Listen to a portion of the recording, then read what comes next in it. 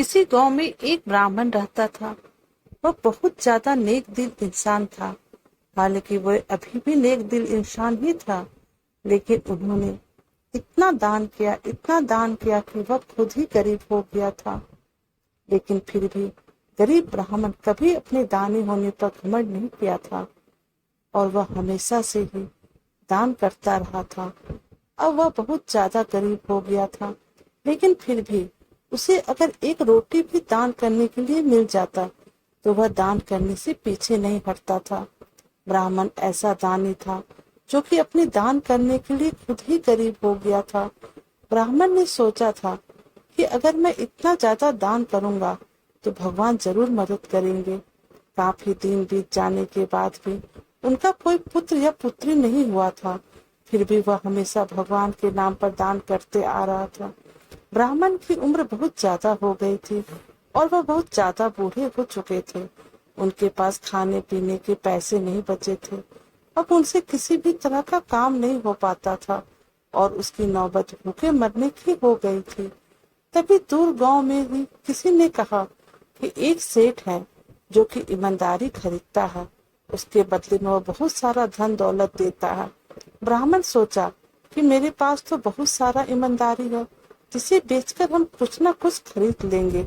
वह ब्राह्मण उस सेठ के बारे में पता करता है और उसी सेठ के पास अपनी कुछ ईमानदारी बेचने के लिए जैसे ही वह घर से निकलता है, उसकी पत्नी 4 रोटियां बनाकर देती है कि रास्ते में अगर उन्हें भूख लगे तो खाकर फिर से आगे का रास्ता तय करे। जब वह ब्राह्मण कुछ दूर निकल जाता है तो पहाड़ी पर उन्हें एक तालाब मिलता है। वह तालाब पर बैठ जाता है और आराम करने के बाद उसी तालाब में स्नान करता है। फिर वह ब्राह्मण अपनी वही 4 रोटी निकालकर खाने लगता है। तभी उसके सामने एक कुत्ता आ जाता है और कहता है कि मेरे बहुत सारे बच्चे भूखे हैं, क्या आप मुझे इन रोटियों को दे सकते हैं? ब्राह्मण उस कुत्ते को एक रोटी दे देता है। एक रोटी खाने के बाद कुत्ता कहता है कि मुझे बहुत ज्यादा भूख लगी थी, एक रोटी में मुझे कुछ नहीं होने वाला है, मुझे दूसरा रोटी भी चाहिए ताकि मेरा पेट भर जाए।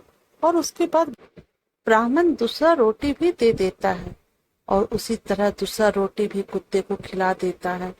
सभी खाना कुत्ता को खिलाने के बाद वह भूखे ही आगे की तरफ चल पड़ता है। आगे चलते चलते वह उस सेठ के पास पहुंच जाता है जो ईमानदारी को खरीद लेता था और उसके बदले में उसे बहुत सारा धन दौलत दिया करता था। जब वह सेठ के पास पहुंचता है तो गरीब ब्राह्मण कहता है कि मेरे पास बहुत सारी ईमानदारी है, क्या तुम मेरे लिए ईमानदारी खरीद कर मुझे कुछ पैसे दोगे? उस सेठ की पत्नी बहुत ज्यादा पढ़ी लिखी थी। वह अपनी पत्नी को कहता है कि जरा देखकर बताओ कि इसके पास कौन सी ईमानदारी है। तभी उसकी पत्नी इस बात का आकलन करने लगती है और कहती है कि इसने आज एक कुत्ते को 4 रोटियां खिलाई है। यह ईमानदारी इनकी सभी ईमानदारियों से बड़ी है। अगर आप खरीदना चाहते हैं तो इनकी यही ईमानदारी खरीद लीजिए। तो सेठ ब्राह्मण को कहता है कि आप आज जो 4 रोटी कुत्ते को खिलाए हैं वही हम खरीदना चाहते हैं। वह बूढ़ा व्यक्ति कहता है कि ठीक है, आप हमें ही खरीद लीजिए और उसके बदले में मुझे जो चाहिए वह आप दे सकते हैं। फिर सेठ उसकी ईमानदारी के बदले में बहुत सारी धन दौलत हीरे मोती निकाल रहे थे।